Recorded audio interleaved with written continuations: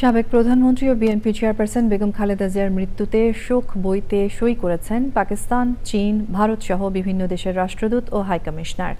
বেগম জিয়ার প্রতি শ্রদ্ধা জানাতে বিএনপির কার্যালয়ে দলীয় পতাকা অর্ধনমিত রাখা হয়েছে, টাঙানো হয়েছে শোক পতাকা। এছাড়াও খালেদা জিয়ার প্রতি শেষ শ্রদ্ধা জানাতে ঢাকায় আসছেন পাকিস্তানের উপ-প্রধানমন্ত্রী ও পররাষ্ট্রমন্ত্রী এবং ভারতের পররাষ্ট্রমন্ত্রী। শাকের আদনানের রিপোর্ট। দেশের তিনবারের প্রধানমন্ত্রী ও বিএনপি চেয়ারপারসন বেগম খালেদা জিয়ার মৃত্যুতে শোক বই খোলা হয়েছে গুলশানে বিএনপি চেয়ারপারসনের রাজনৈতিক কার্যালয়ে।